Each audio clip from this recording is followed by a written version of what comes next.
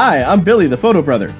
And I'm Dan, the video brother, and this is Stacktalk, the podcast with the rail brothers. We talk about big trains, small trains, old trains, new trains, and everything in between. So today, we're going to talk about mostly the biggest gathering of small trains in North America, the Amherst Show, the Springfield Show, Railway Hobby the Show. Railroad Model Hobby Show. There's no model in the name. It's just Railroad Hobby Show. Railroad Hobby Show. In Springfield, Massachusetts. The big one at the Biggie. The Biggie. Yeah, it's the Biggie. I feel like we definitely are like radio guys where we say that. The Biggie. But yeah, we went for a first time this past weekend, so it's fresh in our memory. And it was eventful in that basically half the event we couldn't be there for because there was a big snowstorm that basically took out, I think, like half the country or so. Yeah, a big chunk of it. Oh my goodness. Yeah, so like we had to cut it short. We only got to be there on Saturday, but it was pretty cool. Although truthfully, I wish I could. I don't like. We definitely only scratched the surface of what we saw. Like we basically ran through each of the buildings to see each thing. But we did do something cool where we, with the Upload Express modelers, we actually got to show our modules. If you've been following along, we've been making little T-Trak modules as part of the Upload Express modelers to kind of promote how easy it is to actually start the hobby. You don't have to need a big, giant, big model railroad like this behind me. You can just start out with a little like 1 foot by 1 foot by 1 foot piece, and you can scenic it and everything like that. And we brought those to the show, and all of us Upload Express modelers, there were about 4 of us there. We all connected up with T-Trak modules and connected up to a bigger T-Trak layout, and it was really cool. It was our first time showing a show like this at a big show, so it was pretty cool. Yeah, so Billy, what is the Railroad Hobby Show? The Railway Hobby Show. It's done by the Amherst Railway Historical Society, I believe. They've been doing it, I think, since the 60s. Is that right? Sounds right. I feel like you just quizzed me. Like I don't know. But yeah, it's been going on since the 60s, and it's the biggest one in North America, as far as we know. It was pretty cool. But yeah, as I said, we only got to be there for one day. I don't know. What were your thoughts? Well, I just want to give like a high level overview of like what the show is, I guess. Oh, okay. I thought you were just like, what? Yeah, well, it's in like 5 separate buildings and stuff like that. It's massive. So like, it's the largest model railroad show in North America, maybe the world, but at least the U.S., right? Yeah. It's probably the oldest one. It's the show where, unlike most other train shows, where you might have like 1 or 2 manufacturers there, this is like all the manufacturers come together in Springfield at this large exposition center, in addition to a large gathering of operating layouts. So it's going to be like a lot of modular layouts, as well as a bunch of like vendors that you might find at other shows. Like usually, I guess we go to the Greenberg shows because there's 4 of them right around us, and they're pretty big, and they've got a lot of great vendors. But this one had more of the manufacturers. You could kind of talk with people more. Yeah. And, at the Greenberg shows, they're great. You can run into people but it's really mostly about trying to get good deals on stuff and acquiring stuff for your collection. At least to me, that's what it's mostly about. And there's usually a few much bigger operating social layouts aspect, there. Right? Yeah. This one had massive operating layouts. Huge. Yeah. And of every scale you can imagine. Even S scale. Even S. The best scale. Special scale. The special scale for special people. Just like you, Danny. It's the perfect size between O and HO, It's like toy, has nice robustness of a toy train, but with the detail and prototypicality of a model train. It was funny. Somebody yesterday on Blue Sky was trying to convince me to do S scale. Really? Yeah. Oh, that's awesome. For what? In relation to like your what was it? Remember how so going into this, I bought a N scale Atlas GP40, and it was a non-sound. It didn't have sound or anything in it, but you can easily drop a decoder in it. I got the wrong decoder, so I was like, okay, well, I got the right one when I went to the show, but now I have the old decoder. I could just return it, but I had the idea of like, maybe I can go look out there and see what can take this decoder, and it's like an E24 decoder. If it's an E24 plug, it's a what is it? ESU decoder. So it's a pretty decent decoder. So that's what's like, let me see if I could find another engine that I could just that I could buy online and just drop it in. And then I kept coming up with like either the ones I wanted didn't accept that plug, or they're just not around. So it's like, for the prototype I'm modeling with it that I'm planning to model, it's like, those I can't really put them in. And so I posted a thing where it's like, why is it I want to impulse buy an engine and I can't find one? That's a problem with the market, Billy. Well, the market will find a solution.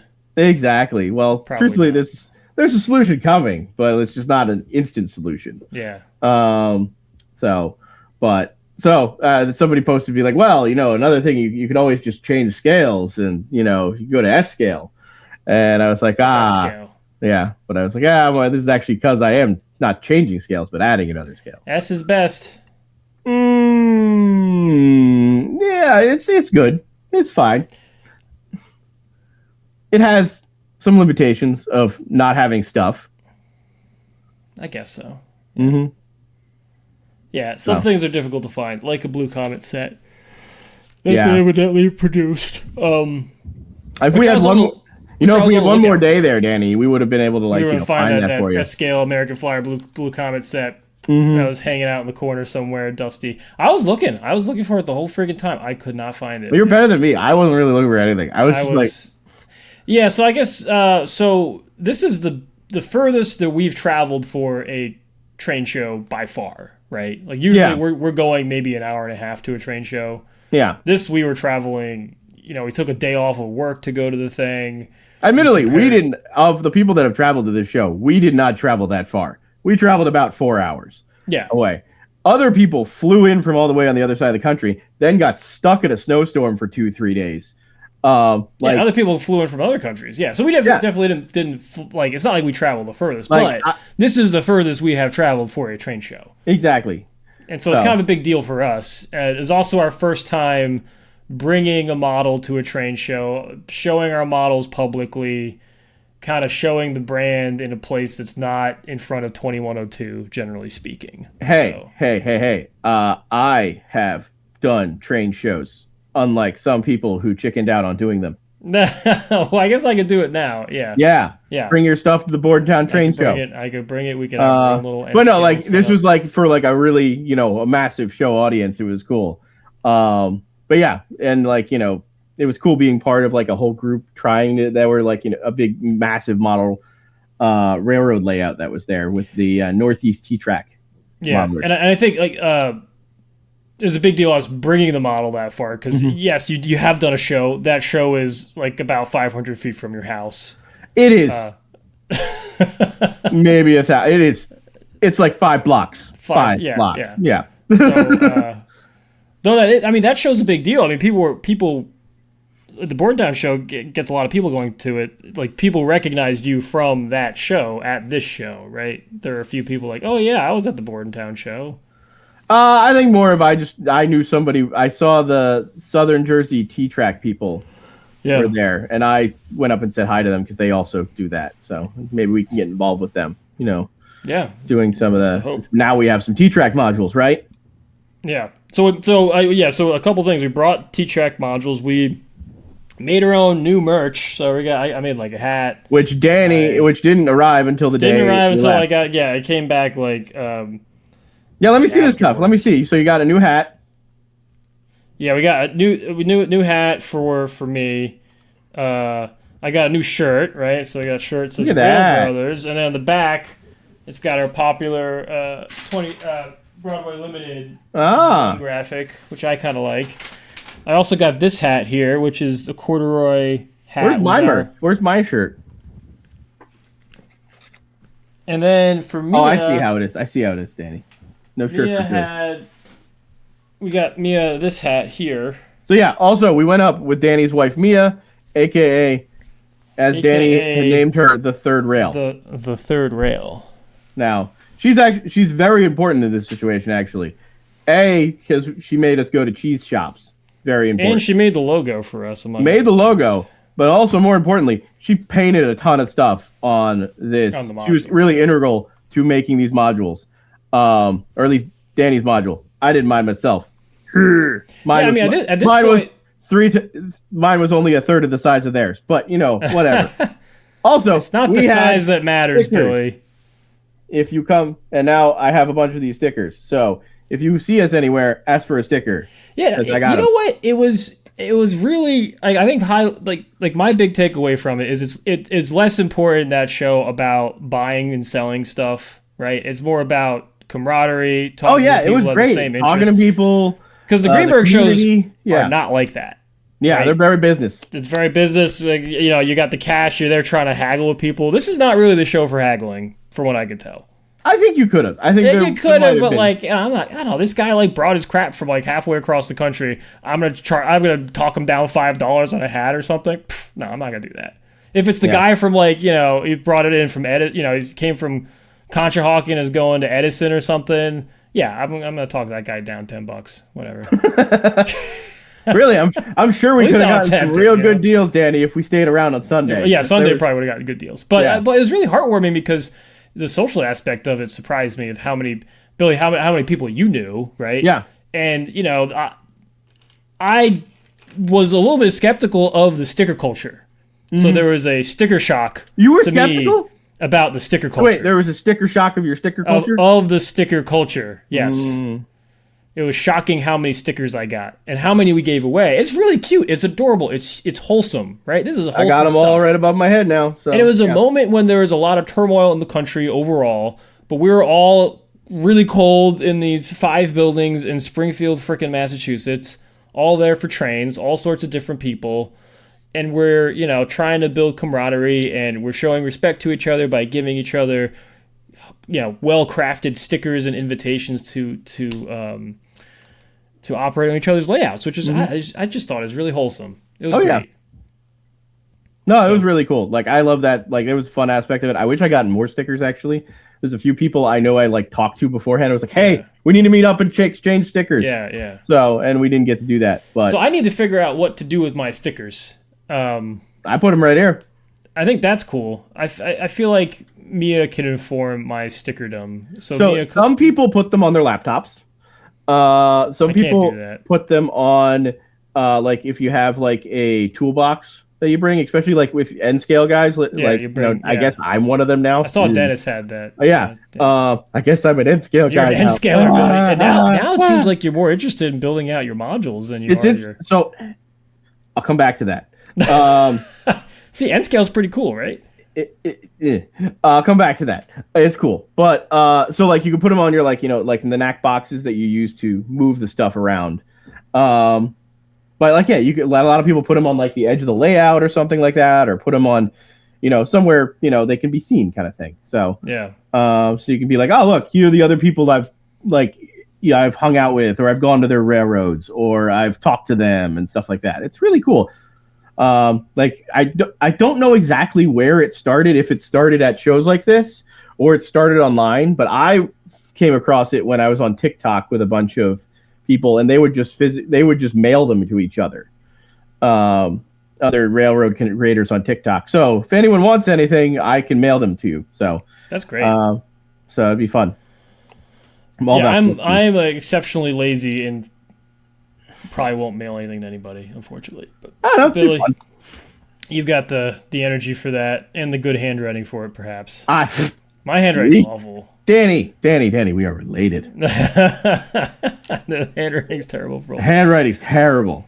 Yeah, so that was great. We got to talk with a bunch of people. So yeah, it's not, to me, it was the other surprise was that it wasn't really a great place to buy equipment, at least to me. I didn't see any deals there that were like, wow, this is great, or I didn't really see anything. Truthfully, I should have gotten that when I was looking at the Motorman.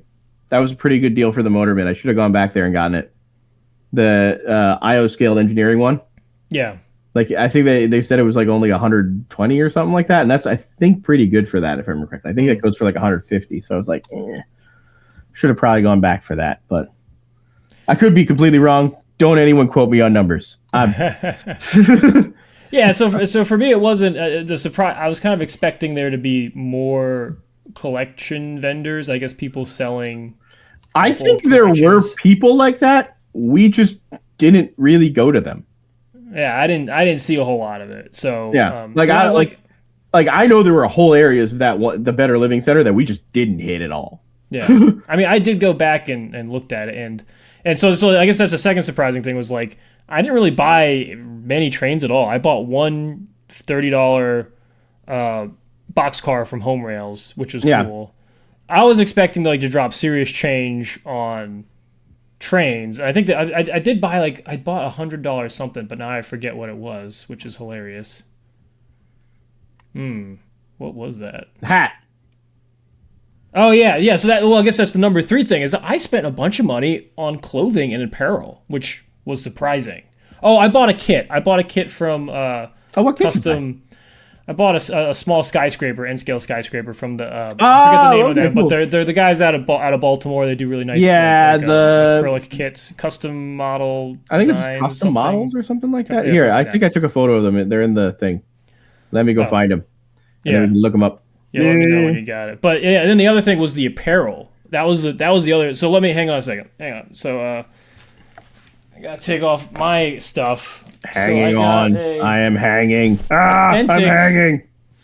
Authentic engineer hat, and I learned a lot about the hat apparel from this guy. Was it LaSalle? Yeah, I think it was LaSalle. LaSalle, yeah. Who then just gave me this hat. I bought it. It was like $70. I think it's a nice hat. Which one do you think I should get? There you go. There's the hat. I think I got it a little too tight. He recommended not going this tight, and I didn't listen to him, and I probably should listen to him. But yeah, I got this hat, and then in addition, the piece de resistance, went to the Danbury Rare Museum, which is I think it's called the Rare Museum of New England. Is that actually the real name of it now? I don't know. I always called it the Danbury. Did they change your name? It says Danbury Rare Museum on this thing. So I went to this, and they have this awesome freaking scarf for an Amtrak AEM7 in Phase 3, and with the number of their AEM7, which is really cool. So yeah, I guess that's the stuff I wasn't expecting was to buy apparel, but because I guess that's the thing. I've seen lots of great vendors for N-scale trains. A lot of the same guys that show up at the Greenberg show also show up to this one because they're not that far apart if you're a vendor, like a regular vendor. Yeah. But some of those apparel guys, I think he was from pretty far away. He was from Pennsylvania. Oh, he's from Pennsylvania. Okay, then.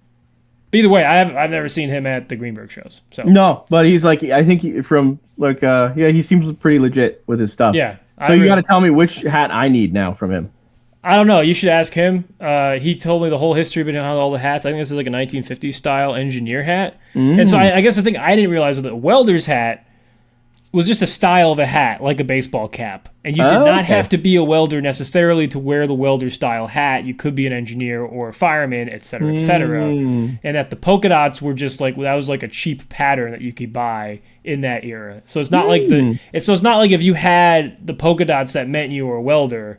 It's just that the welders tended to wear those polka dots because they weren't paid well. Got it. And they probably went through the hats because they would probably burn holes in the hat. And that the engineers and the firemen and the welders hung on to the cotton natural fiber hats longer because the early polyester baseball caps everyone else switched over to melted. Yes. Yep. So that's why they used these guys. Yeah, I know about that. I deal with fabrics. So I thought that was pretty neat. So that was the third sort of takeaway. It was things I was surprised about at the show. It was big, but I think everyone had told me it was going to be big, so that wasn't really that surprising. Yeah, and for how big it was, the whole operation was very seamless. It seemed to be pretty good. Yeah. I might have made an error and forgot our wristbands. And they were pretty good about just if I went up there and be like, "Hey, here's the receipt. Could you just give me the wristbands?" They were very nice about that because they did make fun of me a little bit but you know, I mean, you deserve it. Yeah, you deserve it. Yeah. it's like, you know, we nearly turned around, did a Yui on a New Jersey Turnpike. it was like, we're like 40 minutes away. What do we do? I think in retrospect, we made the right decision. So. Oh, 100%. But yeah. But yeah, you know, I've never been known to remember things ever. So yeah. But getting back to the N scale thing. So, so here's the CMR. It's CMR, Custom Model Railroads. They make these big skyscrapers and stuff like that. They were really cool. Yeah, so I don't know if in this picture, but I bought kind of like one of the ones on like the bottom. It's actually a video. There. Is this videoing for you? Yeah, it's video. Yeah. It's yeah. Man, these things are so cool. So massive. Yeah, I bought one of the little guys. Why'd you buy a little one? Buy the big one. I mean, it's like an N scale skyscraper, but I didn't want to I've never put together one of these kits before. So wait a second. I'm looking at this. Is this the N scale version of this one? Yeah, exactly. So they have the N scale one. So if you pause it right there, I'm like the one in the middle at the bottom. Like this one. It's either that one or the one to the left of it. Yeah. Got it. Cool. Which I thought was like a pretty, I didn't want to buy, because a lot of those are like landmark buildings from cities that are not Philadelphia. And that's always a challenge with me, because I do, not only do I do like scale models. Is it supposed to be Philadelphia? It's not supposed to be Philadelphia, but I also don't want it to be Baltimore. I'm going to tell you this, Danny. I know that you won't notice, but other people will notice. Like, for example, I have a friend who, for a time, lived in Baltimore and would definitely know if it's a Baltimore building or not. Your sample size is not great for that, because it is all your friends are architects. Yeah, so that's just why I can't. That's just why I can't have like a landmark. Oh, you got the little Upload Express thing on there. Good job. Super landmark. Baltimore building, right? I want to have a Philadelphia building, if any landmark buildings. So what you got to do is bug them, be like, "Hey, make some Philadelphia ones." Well, or I'll just make one, right? Like, I'm perfectly capable of making one. You have, in fact, made a skyscraper before. Yeah, that's what I'm saying. So, like, if I'm going to make a big skyscraper, you should do.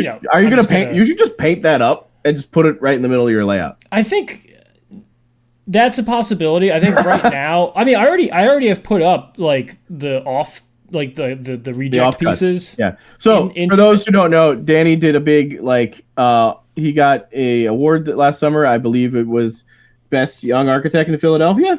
It was just the Young Architect Award, the AIA Philadelphia Young Architect Award. Yeah. So Danny had to do a big exposition, not a big but an exposition of his different things he's designed, and with that he 3D printed a bunch of his buildings in N scale, deliberately so he can use them with his N scale trains. At least that's what I think. Including a how many story skyscraper? I think it's 27-story skyscraper. 27-story skyscraper, a full minor league stadium, baseball stadium, and what was that little one? There was that little one too, right? There's a little one, like this big. So I had a few buildings. I think I can hang on. Let me share my screen real quick. And this does tie in with our. We're gonna tie it in. We're gonna bring it all back. Bring it all back. So, so I ended up I guess it's funny because I chose to do my thesis project in college, which was more than 10 years ago now, in N scale, and that has since reverberated through my career professionally and now my hobby. So that now I'm very deep in the N scale, right? So if you can see right there, it's kind of my crappy foam cut model of City Hall, and then behind that you've got a picture of a skyscraper I did. So that was all 3D printed, and then I did over here on the right a 3D print of the Syracuse Mets stadium that I worked on a few years back. And so there's the Syracuse Mets. So now I put a French cleat on that. I hung that up in my front room. It looks really cool. It does, yeah. But I will tell you that this process definitely taught me a lot about 3D printing and model making in N scale. So I got a lot of and it also taught my wife, because basically what I would do is I would be in the office printing this stuff, or I'd be at home printing this stuff. And this has got to be 30 or 40 individual prints in this one image right here. And so we got pretty good at gluing them together and cleaning them up to make them look relatively presentable. And then we also did some minor ballasting and painting kind of like bench work underneath it. So we got pretty good at that, and that became a sort of precursor to us being able to kind of make a nice N-scale module now, which is what we did. We basically applied this sort of architectural logic, which is this sort of abstracted, like no materiality thing, and try to make it as perfect as possible. And then we had the opportunity to apply that and make it like dirty and nasty and realistic and like evocative of history and memories in ways that these architectural models usually don't like to do. And so it was really fun. Yeah. So potentially I have this in my basement now, and I have like little bits of this that are part of the layout right now. But I mean, I know how to print this in N-scale. I think the intent, if I were to try to put this actually in my model railroad, is I would do it a little bit differently. Instead of these are all printed as like solid blocks because I didn't need to put the interiors in them. If I was doing it for my layout, I think I'd print them not as solid blocks with like interior walls and things like that, which would save on some of the cost of printing, printing and all that kind of stuff. So yeah, and here's some of the detail there. I think my tradition going forward is there's got to be an N-scale MG in every single one of my models now. Well, going forward, that's the way it's been. Yeah. So there's MG. I don't know, man. Like there's an MG in this one, and now there's an MG on the modules. So like I forget. Did you put an MG in somehow in the city hall or no? There's no MG in city hall. Oh, okay. Yeah. Didn't crash one into the basement of it or something. No. But. All right. Well, talking about Danny, he did all that. I forget how we got on that topic. Oh, well, basically that was a preamble to our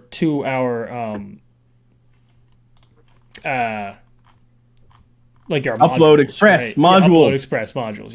Yeah. Upload Express. Upload Express. Sorry, Starlight Expressing. But yeah, so probably around a similar time about when Danny was working on this, we got asked to be part of the Upload Express modelers, which we kind of explained was a group of us that wanted to kind of promote, hey, it's easy to get started in model railroading. Let's make some content about how to do that. And what's an easy way of getting started in model railroading is to use these little T-Trak modules, which can come they come in like basically 1 foot deep typically. And between like at a standard size of like 1 foot wide, 2 feet wide, 3 foot wide ish. It's all in metric and based on the Cato Unitrack system. Danny, you might actually be able to explain this way better than I can. Yeah. So T-Trak goes back to some Japanese standards, and is based on Cato Unitrack, as you said before. So has to be basically multiples of, I believe it's 110 millimeters. For the width of the modules, and they need to be slightly the track needs to extend about 1 millimeter from each side, and that essentially gives you a module that can come in increments of that 110 millimeters as they get bigger and smaller. And the real differentiator of T-Trak from a lot of the other modular standards is it doesn't require legs at all. It's designed to just sit on a table, which is, at least where my understanding is, where the T comes from for T-Trak. It's like it's tabletop model railroading. So you don't need to bring your own legs, which is a real big pain in the butt, I might add. But yeah, it's designed to fit on a standard 2.5 foot wide folding table. And like by fit, I mean a full leg loop. Like you have the whole loop of it can fit on it. So it goes back and forth. Versus, having a bigger thing. Now, it does mean a little bit tighter things, but it's N scale. So it's actually pretty easy that way. And it just clicks together. That's what I really find cool, is that it just goes click. And then you click. Yeah, it's a very satisfying little click. And then there's, you can connect some wires, but they don't need to all be wired together. They're just, every once in a while you need a wire coming from it for power. So it's actually it's really cool that way to me. And truthfully, it makes it so I think there's a lot of like artistic value in it, in that like you can just model a scene like we did. But like you can do just like, hey, I want to do this scene, and then I want to do something completely different with the next ones, and it's completely fine. It doesn't need to be cohesive in any way. It can be if you want, but it doesn't need to. And then it's also really easy to bring places. So like, as I said, we brought this up to Massachusetts. We can easily break it apart. Like I bought when basically when we started talking about this, my wife seemed is even interested in making some of these, not from a train aspect, but she likes, maybe making like a little scene, which is kind of cool. And I was like, I'll put tracks on it and I'll run trains past it. It's fine. It's basically what my mom, like what we did when we were kids, when my mom set up a Playmobil dollhouse and we just put trains around it. My mom still talks about that. But so I bought a full loop of these. So it's a set and we got them from Klondike. He makes them. They're laser cut kits. So you just put them together. You don't even need any kind of tools at all. You just need tape and wood glue. Actually, you might need a Allen key that we all have from building IKEA stuff, to put on the little legs so that you can level them. But it makes it a really easy and then to put them together and everything like that. So pretty neat. And I bought a whole little loop set from him, and then I keep buying more and more because, as Danny said, I kind of got a little bit. I like this a lot. And the funny thing is, I've been thinking about it. I like the scenery aspect of this more than the trains aspect of it in N scale. Like in HO, I'm about the trains, N scale, as I was saying before, I was trying to find a train to go with, and I was like, I don't know. Do I really want to buy one of these? Like, it was weird. Like, I was like, I don't feel the emotional attachment to the trains in it as much, which is weird to me. I have emotional attachment to the scenery, which is interesting because I designed my HO layout to be less scenery and more just like flats. So it's really it's an interesting thing my brain is going through right now with it. So, and it's cool because it's like, oh, I can explore different kind of areas of scenery with it. So, but as I said, I think it also is just like I have a very set prototype I'm working on right now. So I'm like, do I really need to buy something that's completely out of prototype? So. Yeah, and I guess for me, the interesting, like, N scale versus HO is that N scale is much more about big picture scenery and trains, and not really about the detail. Like, you're about a town, you're not about like a moment in the town, for example. You say that. You had some good moments in here. Yeah, why don't you flip through some of this? So I added some more pictures into. I've got the floor plan or the preliminary plan we put together. Do we want to go one of the ones I really liked was this one here, where this is under the bridge. I don't know if you're showing up. Yeah, showing up. Yeah. And then over here you got 4 little guys. And the fun part is that so I think we need to step back a little bit before we go crazy with this. Actually, we need to explain a little bit more. Yeah, so explaining this for this. So these 4 little guys, that's Danny and his friends. They made a band and they took a photo down here for one of their band album covers under this bridge. So that's the music we use for the intro. Exactly. So don't take photographs on tracks, kids. But yeah, but that's this little scene you put in there. So I think that kind of alludes to what did we actually do? So how did we come to modeling this, and what is it? You mentioned it was part of the the Upload Express modelers. So me and Billy grew up in Hopewell, New Jersey, right? Our dad was at the shore. Our mom lived in Hopewell. Our aunt lived in Hopewell. We had a bunch of family in Hopewell. So we moved to Hopewell. Our grandma lived in Hopewell. And we already liked trains before we moved to Hopewell. And we just happened to move into our apartment, which was directly across the street from the train station in Hopewell, which is that kind of brick structure you can see in the middle. And the Hopewell train station is one of the finest examples of Victorian architecture, of Victorian railroad architecture, really anywhere. It's a really great example of like a Second Empire style sort of Carpenter Gothic and eclectic Victorianism. So it was built in the 1870s when they built the line, the Delaware and Bound Brook. And it's just a really great example of this eclectic Victorian architecture that had an impact on me. Now I'm an architect, but I think also on all of us in our appreciation of trains, but also just our appreciation of the hometown we were in. And so the train station is a big part of the identity of the town. Where when you enter the town, like the sign that says entering Hopewell has like a metal cutout of the train station. So that's how sort of emblematic this train station is of the town. And it's a pretty, yeah, it's a beautiful structure, and it made an impact on us. And then in addition to that, it made an impact on, the whole town, as I said before. So we were able to actually model this scene that was significant to us, but also surprisingly to a bunch of other people that we didn't think about. So those buildings in the back, we grew up in one of those apartment buildings, and I actually put in my mom on the porch with her dog, and then I used to, after the trains stopped running into Hopewell, and only freight trains, the train station got renovated beautifully in the late 90s, and became a community center, and I would practice violin, and we'd have orchestra practice inside the community center. And then later on, when I was a teenager, my band rented out the whole area and threw a big show with a bunch of different bands. Like it was almost like a little mini music festival. Our grandma worked at the tomato factory, which used to be a tomato factory but is now a antique dealership, and she also lived down the street from us.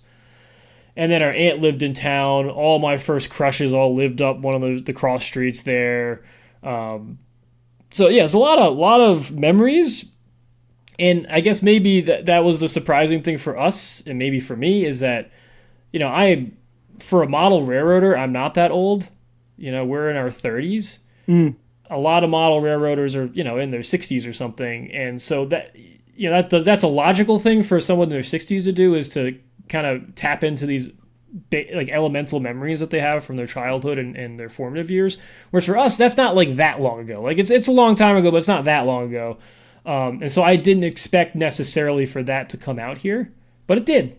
Yeah. So we drew from a lot of memories here. And then when we posted this online, the surprising thing was just how many people from our childhood started commenting and responding positively to this module, which I just, when I started doing it, it was more of an ego thing. It wasn't really like this emotional module that I was doing. It was doing it as like an intellectual exercise, because I've always wanted to model the train station. Yeah. Right? Well, actually, the fun thing is, what was it? Like, we have a train-a-thon coming up soon, hopefully, in a couple weeks. But last year's train-a-thon is actually where we kind of reignited the idea of this. Oh, is that right? Yeah, remember we were talking about layouts that got away. Oh. And we were talking about Hopewell. Yeah, and so also, I guess apparently I made a track plan for somebody online, and Danny got mad about it. Yeah. So I guess to put a pin in that is, like, on one hand, we did put this together in like a month, basically. In Rail Brothers fashion, we were late, and we had to rush to get the whole thing done. So basically, most of it got done in the last month. But the longer answer is that I've been wanting to model the Hopewell train station in some scale. Like, I think it was usually going to be an HO, because that's what I had thought I'd be modeling in. But like, I had gone in 2007, is that right? And taken pictures. Yeah, so I had to dig through old photos of that were on our cameras, and I found Danny took photos of the train station and actually a bunch of the other buildings in the area, and the bridge, which has since been demolished and replaced with a newer structure.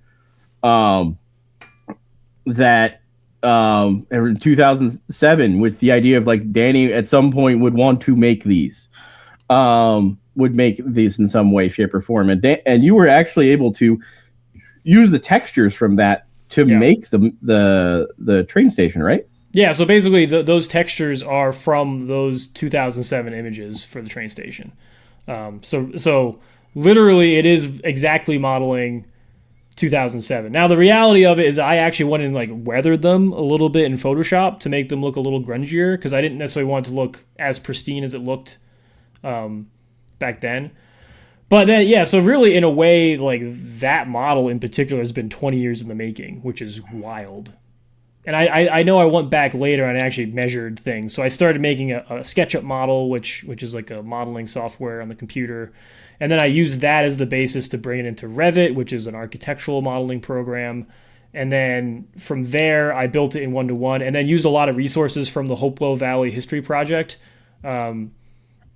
And also some of the resources on YouTube and whatnot. There's a presentation that the restoration architect gave about the train station that I was able to mine for information, especially about like the layout of the second and third floor and some of the history about that. It always looks so weird to me with all the sports. And then I basically used all of that, which is like 20 years of my own research and then also a lot of kind of collective research by the town, and applied a lot of the techniques that I learned from both making my thesis stuff, like all these crazy 3D prints I did in N-scale, and also some of the prints we did for Billy's daughter and her dollhouse. And combine that with some of the modeling techniques that I've picked up over the years and things that Mia have picked up, and basically use the texture and printed that out on an inkjet printer and just pasted that to the outside of the building, but also still modeled all the details so that the technique here was supposed to be the best of both worlds, because there are a lot of kits that are like the paper kits and they're just flat, right? And they have beautiful textures on them. But a lot of times it's just kind of like a flat kit, so there's not a lot of detail with cornices and things like that. And then the totally other end of the spectrum are like, your injection mold models that can get really detailed in the brickwork, right? And you can actually get into the bricks and put the mortar in there, which can look really good, but it's kind of beyond the easy filament technology that I have available. Especially in N-scale. Especially in N-scale. And I think that, looking at... Have you ever watched... oh, gosh, what's his name? He does card stuff in N-scale. I always talk about him. Oh, my gosh. Why can't I... N-scale card stock modeling. And he's British. Oh, my gosh. Oh, it's just such good stuff. You gotta plug people right, Danny. Come on. Gotta restart the podcast. Chandwell. Oh, Chandwell. It's so good. But basically, the guy Chandwell basically... Hello, welcome to Chandwell. It's been 4 years since I first introduced Chandwell. So today... He takes cardstock and puts just printed textures on them and layers them up to get the detail, kind of the ins and outs of buildings, and they look fantastic. And so basically what this is allowing me to do is bring a higher level of detail, leverage the 3D printing for what it's good at, which is kind of like the medium scale details, not the really fine details, but the medium scale details. Let the inkjet printer do the fine textures, and then paint the rest of the details that don't necessarily have fine textures. I think it looked really good, Danny. Yeah. So I was truthfully, like, when I saw it, I was like, wow, that's kind of amazing. Like, really. Yeah, and Mia was the one that ended up painting all of that and kind of putting it together. Woo, Mia. Woo. And she did a freaking awesome job. Like, I wouldn't have been able to do it by myself. There's still one. Oh, I kept the photo. There was one photo of you without a shirt on in there. Oh, no. Oh, no. You see my pepperoni pizzas? Yeah, we'll see. But yeah, like, man, that detail looks so good on it. So I'm truthfully really impressed with it. But yeah, and like, you went through, you had it. So like, there's the train station. There's, let's see, where's the chocolate factory? Chocolate factory is also another one you did really well. See, I think I took photos of it later on in the day. Whee! We're scrolling. Hopefully, there we go. So this is the Hopewell Dainties factory. Hopefully it loads. There we go. Bonbons, chocolates. Yeah, so the cool thing with that is that, if I was doing the traditional injection molded sort of model, so basically you'd have to print that out anyway to get that on there, right? Like you print it out, make a decal or something, and apply it to the building.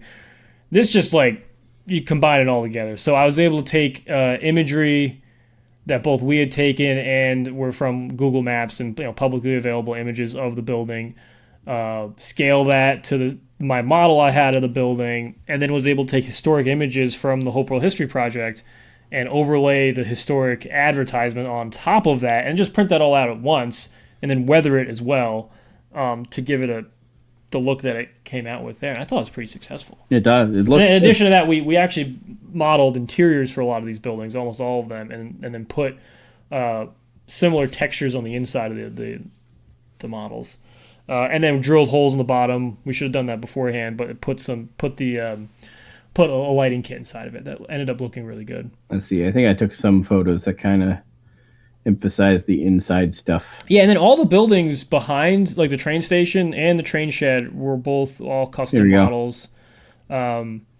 That's the Fancy Threads building, and we put a little interior in there. And that's same thing. So that one's just 3D printed and painted, which I think for the background buildings, we didn't necessarily want them to pop out as much with the texture. But you can see even with just the FDM, the filament printing, you can get some really good details for like shiplap and whatnot. Yeah. I like the little like details you see through the setting. You see, this is Chubby's luncheonette. Yep, that's really good. Really cool. So here's like an overview of the module. Oh, let me get one with my full thing in there. There we go. There it is. Yeah, so there's the module. I did this little part here. Danny did all that. Danny and Mia did all that. So it's a. I upload. There should be, if you go all the way to the beginning, there should be a. So like, yeah. So you can kind of see. So we did this as like an idealized Hopewell, really. So like. We did it so it had the maximum trackage at the time. So it had 4 tracks going through it at the time. And it had this fun little funky frog thing here with the team tracks. This is a team track here. And this actually went to a coal dump on this side. But we, in the time frame we didn't really have a way to model that well. So I might go back and do that at some point. But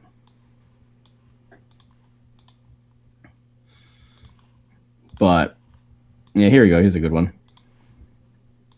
So this is the tomato factory we were talking about. And this is the thing. This is the little one I did. So I did things kind of like the non-3D printed way. So I did it. So these are both Walther's kits, a little tower kit. And this was I think it was like a freight depot or something like that. But yeah, I was able to alter it a little bit and make it into the tomato factory. So that's kind of like how you would, if like most modelers would do it. So it was pretty, painted it, the normal way with just acrylic paints. I think it turned out okay. Yeah, I think it turned out great. But truthfully, we weren't really before this. I did my Inglenook before this, but I know before this year we really weren't like.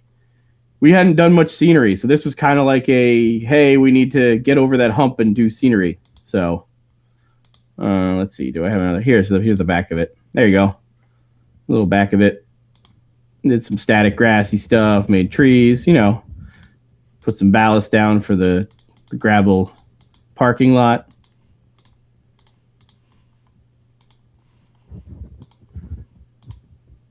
Yeah, it looks really good.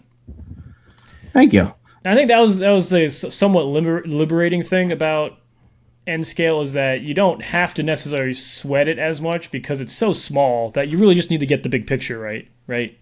You say that. Talk to Dennis. See what he says about that. I guess that's true. I don't know. I N-Scale train boy. Yeah, he can make this stuff like the detail on it really pop, and it's amazing seeing him do it. And you certainly can do it, but I just like that in this scale, it's to me, I enjoyed crafting the overall atmosphere of it as opposed to like going super deep. I mean, I did go super deep into the train station, so I can't really say. I'm like Danny. Come on, I don't know. I just thought it was if I did it in HO, the train station would be twice the size, right? Yeah. It would require twice as much effort. I would probably have to model every single brick individually. And I probably wouldn't have done it, right? Because it would have been multiple prints, more prints out of my thing. Anyways, let's all say that for my particular situation right now, N-Scale makes a lot of sense. Yeah. I think it does. So, yeah. So as I said, it's an easy way to get started in the hobby with it. And because you don't even need if you want a full loop of track, all it takes is maybe 3 foot, 3.5 foot by 2.5 foot space that you could set up temporarily on a folding table. And really, you could just use one of these and build some scenery, and then you go to a show or meet some people, and you just hook it up with them, and then you can run whatever trains you want on it. It's really neat. I like it. It's really cool culture that way. As you can see here, we got these are the RDCs that we got. They actually went through Hopewell. These specific numbers too, right? Yeah, we made sure to get we got them from Rapido, and they came from Rapido without any numbers on them, which normally I'd be like, why? But now I'm like, I get it, because now I can actually but they gave you the decals with them, and they had the number, and we looked at all these old photos of Hopewell, and we're like, it's that one, and that number would have went through here. So and then I put them on, and man, I've never decaled something in N scale before, and that putting number boards on one of those things, that was a little tough, but truthfully, not as tough as I thought it was going to be. It was actually, not the toughest thing, truthfully. So, but as I said, N scale, I like it. I like it. I gotta say, yeah. I feel like, I don't know. Am I betraying my HO people? It's no betrayal. It's just different flavors. Okay, it's okay, baby. It's okay. Yeah, it's definitely. Yeah, I think, we wouldn't have been able to do this in the same amount of time in HO. So I think there's something to be said for that. So it's pretty cool we're able to do that. Big shout out to the Modelers Express Upload Express modelers. Yeah. And okay, so I'm sharing the floor plan. There's a track plan we did now. This is really rough just in any rail, but you can see Billy's module is that bit on the left. Let me see if I can bring up the... Can you see my cursor on there, Billy? Yeah, I can, yeah. Okay, so yeah, Billy's module is this one with the tomato factory and the tower. So that's just a single module, and then we had a triple. So in retrospect, I think the triple is a little bit unwieldy in most situations. If we could have done 2 doubles, I think this would have been better.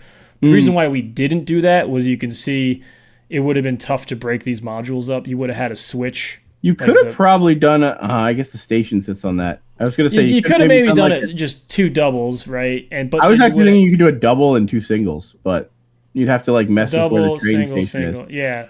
Well, I think 2 singles, two doubles could have worked because it just would have been tough to connect that.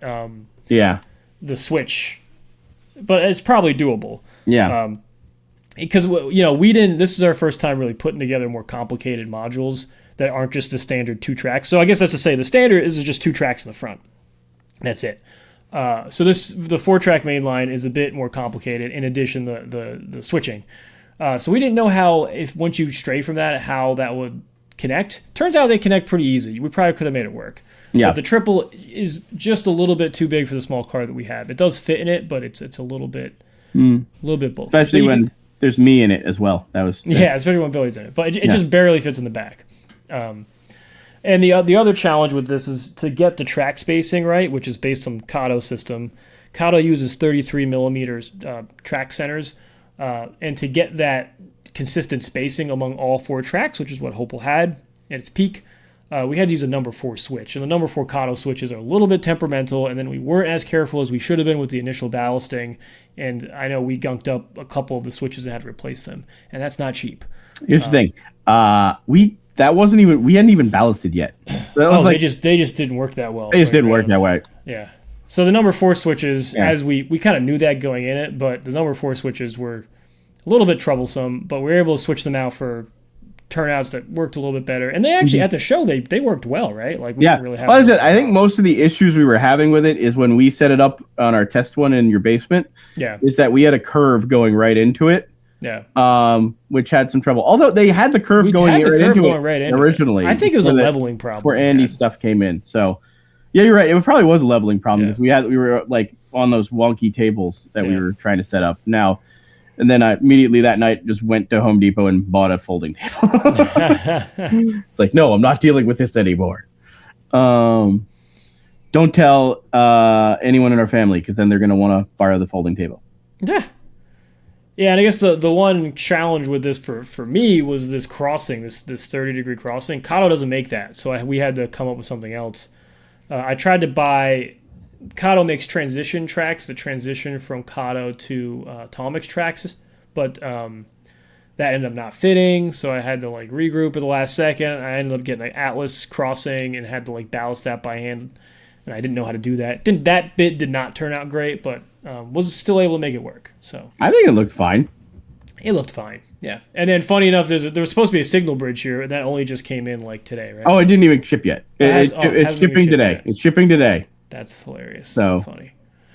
But yeah, I mean, we kind of put this together quite quickly, and I think it turned out pretty well. I mean, I think it goes from that, Billy, you had published a track plan similar to this somewhere, and I got all pissed off about it because, like, Billy, I want to make that first, and some guy's going to make Hopewell before I am.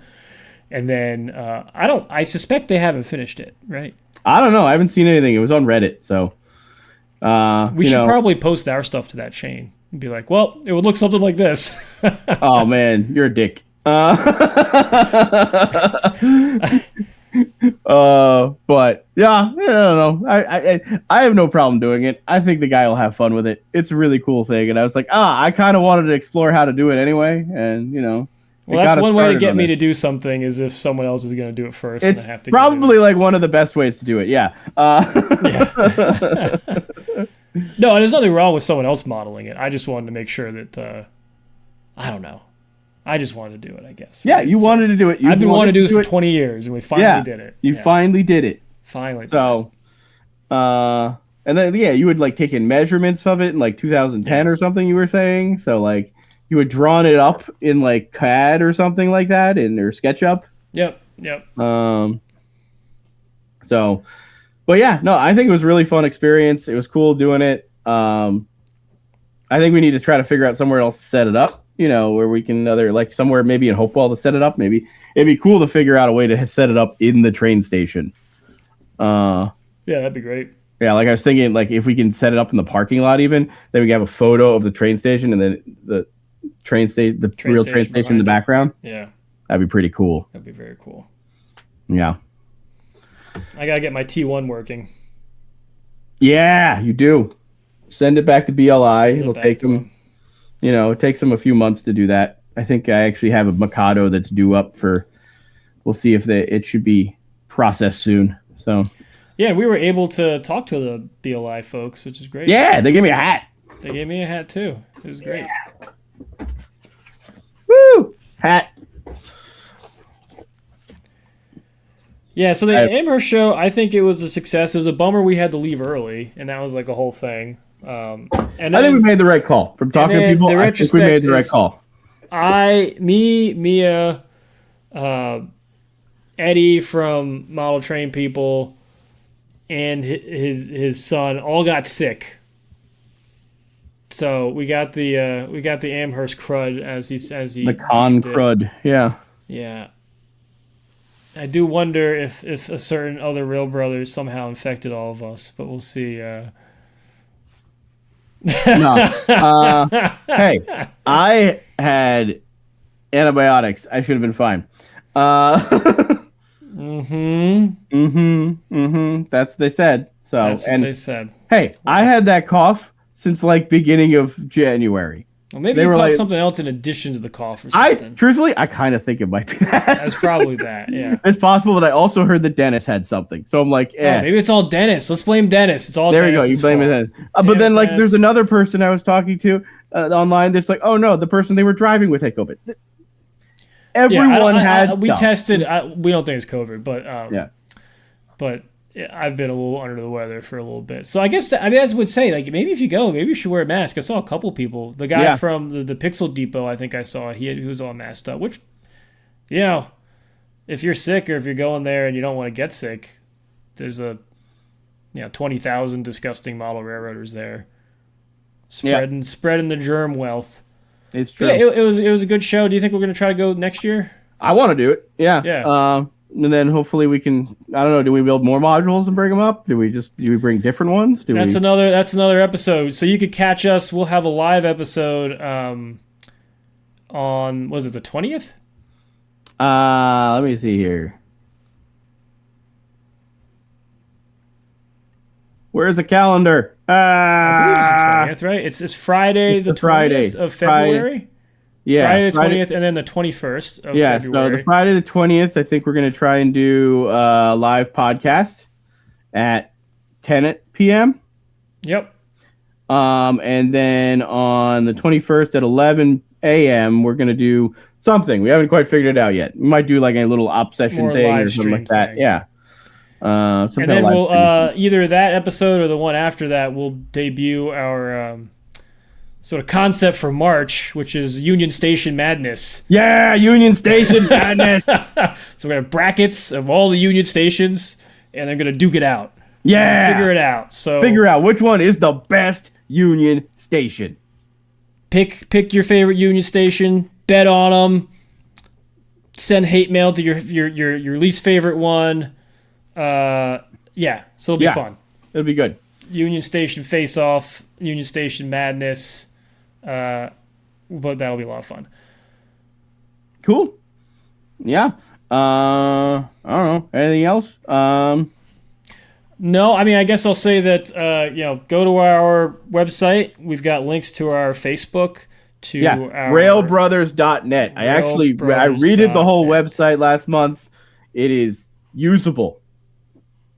Yeah, usable. Usable. Yeah, we've got our Instagram, right? You can see all of our good stuff on Instagram. We've got a Facebook. Hey, there's my face. We got all sorts of other stuff. In addition to that, we have our Etsy store, which also has great stuff, and we're starting to ship people bulk products, which is pretty exciting. And so if you have a store or something, you want some of our products, we sell a lot of hats that deal with railroad logos and trolley logos. If you want to buy bulk stuff for your store, you can order that from us as well. Or if you have any ideas for products that you'd like us to make, or really for me to make, I could do that as well. I don't do it. I just am like, yeah, you can do that. Yeah, it's cool. So we hope to see you the 20th. Look at all of our stuff, like and subscribe.